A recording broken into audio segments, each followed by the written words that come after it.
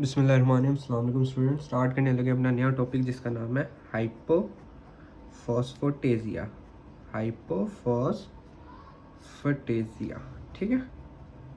नाम से जाहिर हो रहा है, इसके नाम से जाहिर हो रहा है। हाइपो मतलब लेस या डेफिशिएंसी हो जाएगी, ठीक है, हाइपो में। और फॉस्फेटेजिया का मतलब आ जाएगा फॉस्फेटेज, ठीक है। अब इसके अगर नाम में आए तो हमें नाम से पता चल रहा है कि फॉस्फेटेज की में डेफिशिएंसी हो जाएगी, उस कंडीशन को हम कहेंगे हाइपोफॉस्फेटेजिया। अच्छा, अब ये होता क्या है? ये बेसिकली डिसऑर्डर होता है बोन का, डिसऑर्डर ऑफ बोन मिनरलाइजेशन, ठीक है।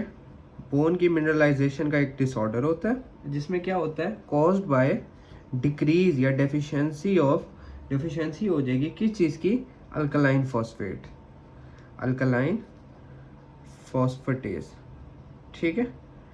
बोन मिनरलाइजेशन का ऐसा डिसऑर्डर जिसमें अल्कलाइन फॉस्फेटेज की डेफिशिएंसी हो जाएगी, उसको हम कहेंगे हाइपोफॉस्फेटेजिया। और ये कॉज्ड होता है, किसकी वजह से होता है? ये बेसिकली एक बेसिक इसकी कॉज होती है, बेसिक डिफेक्ट होता है in gene encoding for the tissue of non specific. जो अल्कलाइन फॉस्फेटेज की इनकोडिंग के लिए जो जीन इन्वॉल्व होता है ना, उसकी डिफेक्ट की वजह से हाइपोफॉस्फेटेजिया होता है। और उस जीन का क्या नाम होता है? उस जीन का नाम होता है TNS-ALP, TNS-ALP। इस जीन की वजह से, इस जीन के डिफेक्ट की वजह से डेफिशिएंसी हो जाती है अल्कलाइन फॉस्फेटेज की। और ये वेरी वेरी इंपॉर्टेंट आपका MCQs में पूछा कि कौन से जीन की वजह से होती है, तो वो TNS-ALP की वजह से होती है, ठीक है। अच्छा, उसके बाद इसकी रेडियोग्राफिक देखते हैं। रेडियोग्राफ में हमें कैसा नजर आएगा? रेडियोग्राफ में जो टीथ होंगे ना, इसके हाइपोफॉस्फेटेजिया वाले पेशेंट के जो टीथ होंगे ना, उसका क्या होगा? इन लार्ज पल्प चैम्बर होगा, पल्प चैम्बर उसका बहुत बड़ा होगा, ठीक है। और पल्प कनाल उसकी बड़ी होगी, पल्प चैम्बर उसका बड़ा होगा, जबकि इनेमल जो होगा ना उसका, वो नॉर्मल रहेगा, ठीक है। इनेमल नॉर्मल रहेगा, बाकी पल्प चैम्बर पल्प कनाल उसके इनलार्ज हो जाएंगे, ठीक है। अच्छा, उसके बाद प्री मेच्योर लॉस हो जाएगा, ठीक है।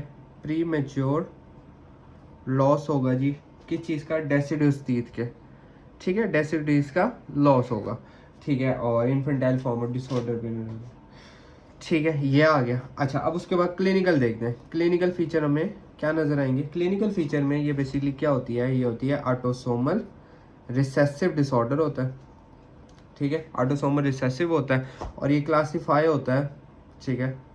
इसको क्लासीफाई कैसे करते हैं? ये न्यूनेटल में होता है, ठीक है, या ये इन्फेंटाइल में होगा, नियोनेटल में होगा, इन्फेंटाइल में होगा, चाइल्डहुड में होगा, ठीक है। और ये एडल्ट में भी हो सकता है, एडल्ट फॉर्म में भी हो सकता है। अगर एडल्ट में होगा तो परमानेंट चीज़ का लॉस होगा, ठीक है। ये आ गया। और करेक्टराइज, इसके फीचर्स क्या होंगे? ये बेसिकली करेक्टराइज्ड करेगा जी किन किन चीज़ों को? राइचटिक बोन, यानी भुरभुरी सी या एक, ठीक है, नाजुक सी, सेंसिटिव सी, बुरबुरी सी बोन हो गई, चेंज हो गई इन्फेंट और चिल्ड्रन में। और ऑस्टियोमलेशिया कराएगी एडल्ट्स में, ठीक है। और डिले फॉर्मेशन कराएगा, ठीक है, डिले फॉर्मेशन और इरप्शन ऑफ टीथ, ठीक है। इरप्शन, डिले फॉर्मेशन और इरप्शन करेगा किनकी? दांतों की, ठीक है। और प्री मेच्योर लॉस करेगा जी टूथ का। तो डेट इज योर हाइपोफॉस्फेटेजिया। इसमें क्या क्या याद रखना है? बोन का डिसऑर्डर होता है जिसमें अल्कलाइन फॉस्फेटेज की डेफिशिएंसी होती है। और किसकी वजह से होती है? TNS-ALP जीन के डिफेक्ट की वजह से इनकी डेफिशिएंसी होगी और जिसकी वजह से आपकी बोन में डिफेक्ट आ जाएगा। रेडियोग्राफ में देखेंगे तो इन लार्ज पल्प चैम्बर होगा, पल्प कनाल होगी, इनेमल नॉर्मल होगा उसका, ठीक है। और प्री मेच्योर लॉस करेगा डेसिडुअस और परमानेंट टीथ को। क्लिनिकल में देखेंगे तो ऑटोसोमल रिसेसिव डिसऑर्डर होता है, क्लासिफाई करते हैं नियोनेटल, इन्फेंटाइल, चाइल्डहुड और एडल्ट में, ठीक है। और करेक्टराइज करता है राइचटिक बोन को करता है और डिले फॉर्मेशन और डिले इरप्शन करेगा दांतों की। ये आ गया आपका हाइपोफॉस्फेटेजिया। अब नेक्स्ट हम चलते हैं जी, अब सॉफ्ट टिश्यू के डिफेक्ट्स में ना, सॉफ्ट टिश्यू। अब इस चैप्टर में हम सिर्फ डिफेक्ट्स ही पढ़े हैं, अब हम आ गए सॉफ्ट टिश्यू पे, सॉफ्ट टिश्यू के डिफेक्ट्स पे आ गए। अब सबसे पहले हम आते हैं कॉन्जिनेंटल लिप पिट्स पे आते हैं, ठीक है। लिप पिट्स का डिसऑर्डर हम डिस्कस करते हैं। कॉन्जिनेंटल लिप पिट्स क्या होता है? बेसिकली कॉन्जिनेंटल इन्वेजिनेशन होता है जो कि रिप्रेजेंट करता है, क्या रिप्रेजेंट करता है?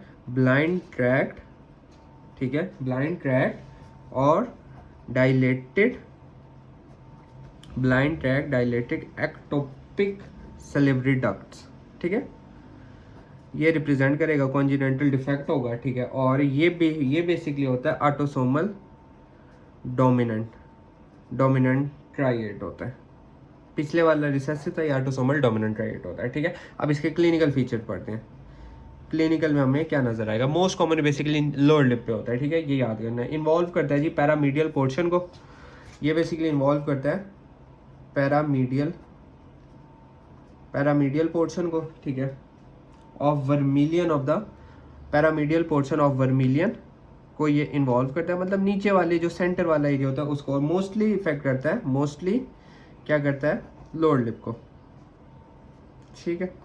अब जैसे ये लिप है ना हमारे पास, ठीक है, ये लेट्स को लिप आ गए हमारे पास, तो ये लिप पिट्स ये बेसिकली ये इस तरह करके खड्डे से बन जाते हैं, ठीक है, और ये इधर सेंटर वाली एरिया में ज़्यादा मोस्ट कॉमन होते हैं, और लोअर लिप को करता है। ये बेसिकली यूनिलैटरल भी हो सकते हैं, ठीक है, या तो सिर्फ एक साइड में होंगे या बायलैटरल भी हो सकते हैं, यानी दोनों साइडों पे भी हो सकते हैं, ठीक है, ये आ गया। उसके बाद म्यूकस सिक्रीशन विजिबल होती है इसमें ओपनिंग ऑफ पेट में, अगर तो ये सलिवरी ग्लैंड को एसोसिएट कर रहा है, ठीक है। सरफेस ओपनिंग अगर देखें इसको, अगर हम साइज नापें तो मैयर अगर हम इसको करें तो ये बेसिकली 1 से 3 मिलीमीटर के डायमीटर में होता है, अगर मैं इस तरह अगर नाप रहा हूँ। और मैं अगर इसकी डेप्थ देखूँ ना, तो अंदर की तरफ जो इन्वॉल्व हो रहे हैं वो बेसिकली 5 to 15 mm तक ये पेनिट्रेट करते हैं लिप्स में, ठीक है।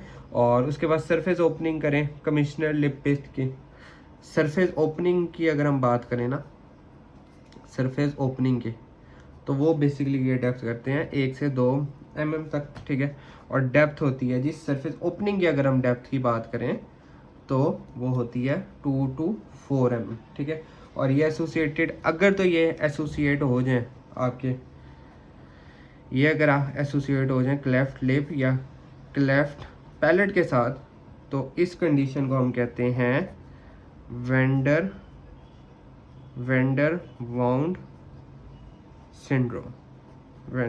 सिंड्रोम कहते हैं, ठीक है। ये आ गया जी आपका, क्या आ गया, सॉफ्ट टिश्यू का डिफेक्ट कॉन्जिनेंटल लिप पिट्स के नाम से है कि पिट्स बन जाएंगे, मोस्ट कॉमन होंगे लोअर लिप पे, यूनिलैटरल भी हो सकते हैं, बायलैटरल भी हो सकते हैं, मोस्टली इफेक्ट करता है पैरामीडियल पोर्शन ऑफ वर्मिलियन को, यानी ये अपर सरफेस वाले एरिया को, ठीक है। और मेजर करें तो ये इनकी जो ये साइज होते हैं वो 1 से 3 मिलीमीटर होता है, अगर डेप्थ की बात करें तो 5 से 15 mm तक होता है। और ये अगर एसोसिएट करें क्लेफ्ट लिप और पैलेट को तो उसको हम कहते हैं वेंडर वाउंड सिंड्रोम। अच्छा, उसके बाद हम एक डिस्कस करने लगे हैं टॉपिक डबल लिप का, ठीक है। अब डबल लिप क्या होता है? डबल लिप बेसिकली ये होता है कि डबल लिप एक एनोमली होती है करेक्टेड बाय हॉरिजॉन्टल फोल्ड एक बन जाए रिडेंडेंट म्यूकोजल टिश्यू का, रिडेंडेंट म्यूकोजल टिश्यू, ठीक है। रिडेंडेंट म्यूकोजल टिश्यू पे एक हॉरिजॉन्टल फोल्ड सा बन जाता है, उसको हम कहते हैं जी ये क्या है, डबल लिप हो गया इसमें, ठीक है।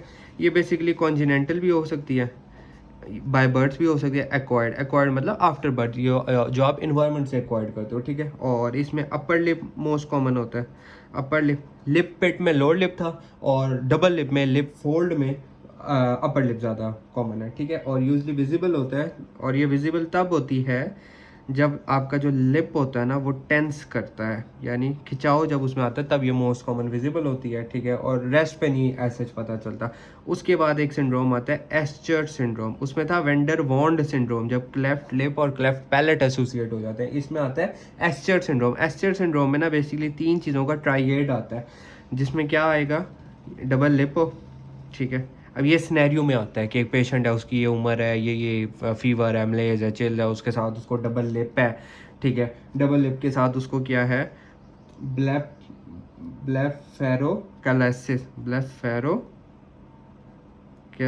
है, क्लेफ्ट डबल लिप है, ब्लेफेरोकैलेसिस है, और नॉन टॉक्सिक थायराइड की इनलार्जमेंट हो रही है। तो बताओ उसको कौन सा सिंड्रोम है, तो वो है एस्चर सिंड्रोम। और ब्लेफेरोकैलेसिस होती है fold on dropping skin above the upper eyelid, यानी आईलिड में ना, आँख वाले एरिया में एक जो फोल्ड, जब हम इसको क्या करेंगे, फॉर ड्रॉपिंग करेंगे ना स्किन की अबव अपर आईलिड की, तो वो उसमें एक फोल्ड जो पैदा है तो उसको हम कहते हैं ब्लेफेरोकलेसिस।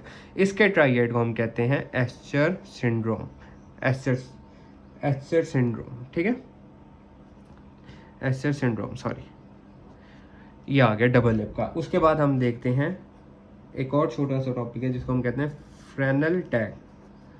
फ्रेनल टैग बेसिकली एक प्रोजेक्शन सी हो जाती है, डेंटिशन है ना, ये मेरी अगर डेंटिशन है, ये अपर टीथ है, ठीक है, ये अपर टीथ के इस एरिया में जाके एक फोल्ड सा बन जाता है, ठीक है, एक फोल्ड सा इस तरह का बन जाता है जिसको हम कहते हैं फ्रेनल टैग।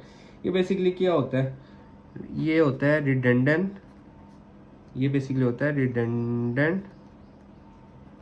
रिडेंडेंट पीस होता है म्यूकोजल टिश्यू का, redundant piece of mucosal tissue, ठीक है, रिडेंडेंट पीस होता है टिश्यू जो कि प्रोजेक्ट करता है मैक्सिलरी, जो प्रोजेक्ट होता है मैक्सिलरी लेबियल फ्रेनम से, ठीक है, यानी ये मैक्सिलरी का ऊपर वाला एरिया जो फ्रेनम जिसको बोलते हैं, वहाँ से जो है एक टिश्यू, एक पीस जो है प्रोजेक्ट करता है, उसको हम कहते हैं फ्रेनल टैग। और ये फेमिलियर होता है, पेयर होता है, इनहेरिटेड, और ये भी होता है बेसिकली ऑटोसोमल डोमिनेंट ट्राइगेट्स होता है, ठीक है, मिस्टेक, और बेसिकली ऑफन मिस्टेक होती है फॉर एक्वायर्ड फिब्रस हाइपरप्लेजिया, जो कि लोकल इंजरी, जो कि किसी भी लोकल इंजरी